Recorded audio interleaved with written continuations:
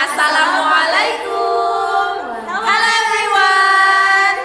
Hi kids, we are homeroom teachers of Year 2 Jabal Rahmah Elementary School. I'm Umi Widi. I'm from Abu Bakar As-Siddiq.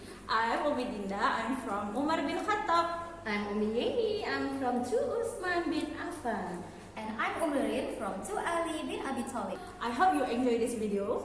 And if you have difficulties in doing the exercise, you can contact your own teachers. Yeah, enjoy this video.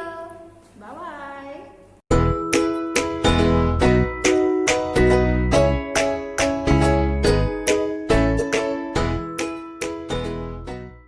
Assalamualaikum anak-anak Umi. Hari ini kita akan belajar tematik tentang kerukunan dalam keluarga. Sebelumnya Umi mau ingatkan, kita pernah loh belajar hadis tentang saling menyayangi. Siapa yang masih ingat?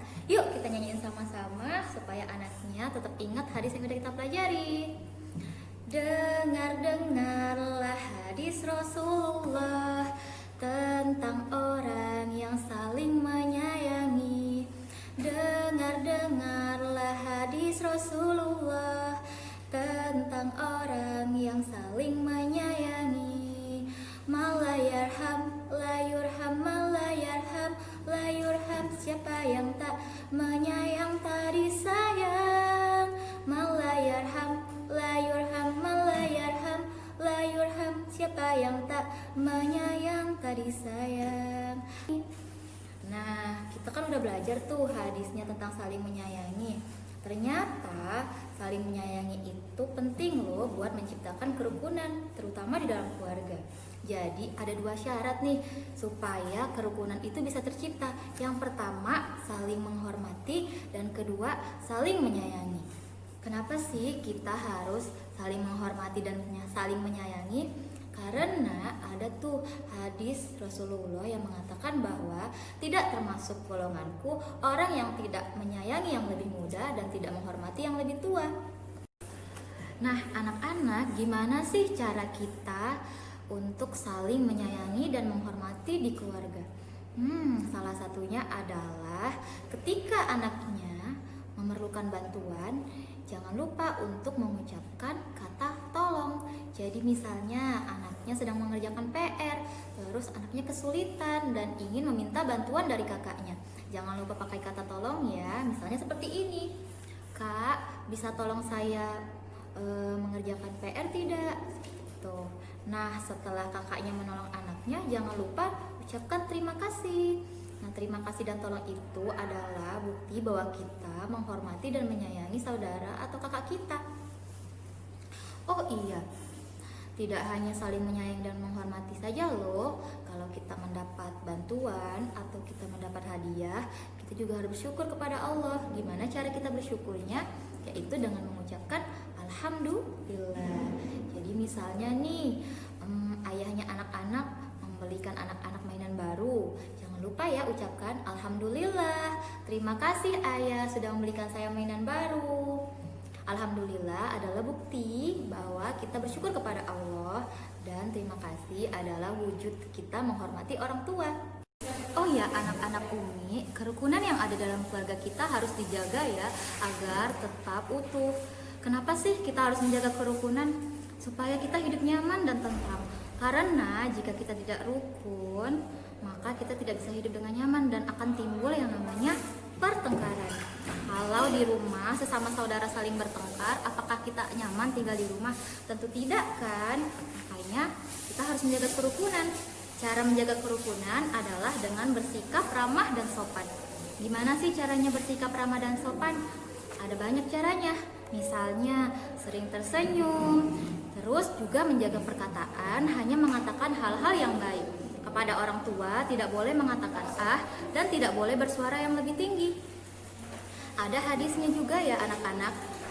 Dalam hadis riwayat Bukhari disebutkan bahwa barang siapa yang beriman kepada Allah dan hari akhir, hendaklah berkata yang baik atau diam. Jadi kalau anaknya sedang marah nih, gak boleh berkata yang tidak baik. Marah-marah misalnya sama adik atau kakaknya atau sama papanya, terus sampai mengucapkan kata atau mengucapkan kata-kata yang tidak sopan, itu tidak boleh ya, sekalipun dalam keadaan marah. Jadi lebih baik anaknya beristighfar atau diam, take wudhu. Sekian penjelasan dari Umi tentang kerukunan dalam keluarga. Semoga kita semua bisa menciptakan kerukunan dalam keluarga kita masing-masing ya. Sampai ketemu di pembelajaran selanjutnya. Assalamualaikum.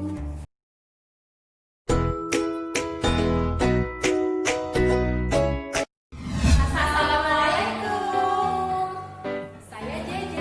Dan saya Syifa. Ini cerita kami berdua. Hai Cici. Saya punya buah tangan buat kamu. Ini dari om dan tante saya yang ada di Jogja. Wah, apa ya maksudnya buah tangan? Saya nggak paham tuh, Ji.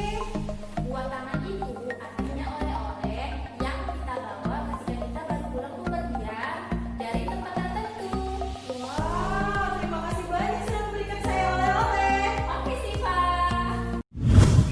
Anak Umi, hari ini kita belajar tentang ungkapan. Ungkapan atau idiom adalah gabungan kata-kata yang membentuk arti baru. Nah, dalam video tadi anak Umi sudah mendengar satu kata ungkapan, yaitu buah tangan. Buah tangan itu artinya oleh-oleh ya. Pisangku belum masak, masak sebiji di urung bari-bari. Cici, sebentar ya, bundaku nelfon. Ya, assalamualaikum Bunda. Waalaikumsalam. Syifa, lagi di mana sayang? Syifa lagi main nih Bun sama JJ. Oh iya, udah makan buah hati bunda. Belum sih Bunda, bentar lagi Syifa sama JJ bakal makan bersama. Jangan lupa makan siangnya ya. Iya Bunda. Oke, assalamualaikum sayang. Waalaikumsalam Bunda. Oke, kita main lagi. Bunda kamu kok panggil kamu buah hati sih? Iya, buah itu artinya anak. Yuk main lagi. Oke, anak-anak Umi, dari video tadi, anak-anak Umi sudah mendengarkan adalah ungkapan. Ungkapan artinya adalah gabungan kata-kata yang membentuk arti baru.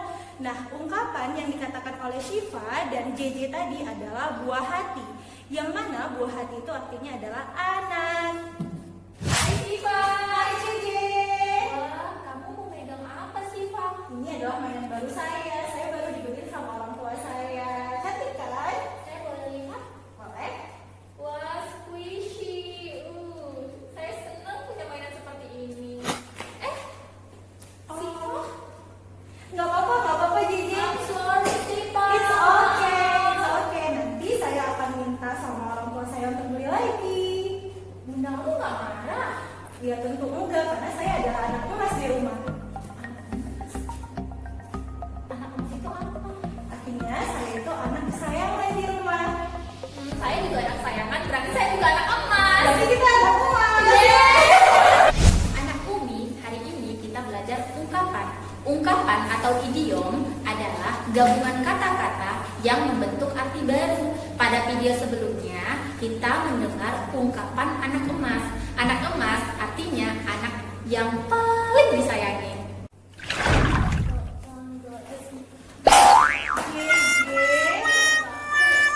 Jadi kamu tuh kalau lagi jalan tuh harus lihat jalan, nggak boleh lihat buku doang. Ya, lagi seru. Gimana dong? Kamu itu kayak kutu buku, tahu nggak sih? Kutu buku? Ya, bukan di sini kutunya JJ. Maksudnya kutu buku itu ungkapan. Artinya kamu tuh suka banget baca buku. Anak-anak Umi, tadi kita sudah melihat di dalam video percakapan JJ dan Syifa. Jadi mereka membahas tentang ungkapan. Ungkapan adalah gabungan kata-kata yang membentuk arti baru. Nah, ungkapan yang kita bahas hari ini adalah kutu buku. Kutu buku itu artinya adalah orang atau anak yang suka membaca buku. Apakah anak-anak Umi kutu buku?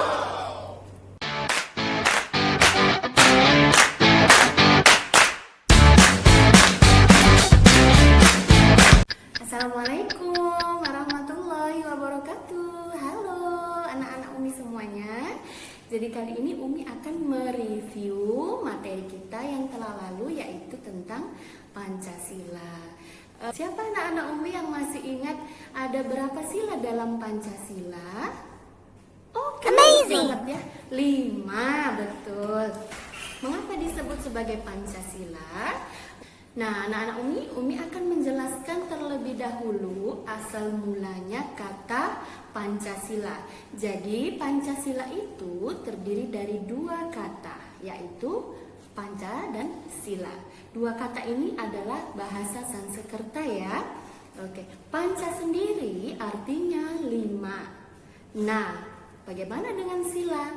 Sila itu adalah prinsip atau asas. Oke, jadi kita sudah tahu dari maknanya saja ya anak-anak Umi ya.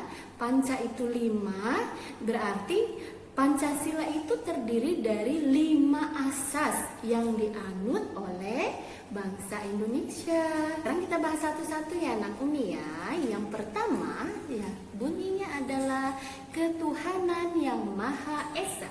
Nah, lambang dari sila yang pertama ini adalah bintang. Ini ya bintangnya ya.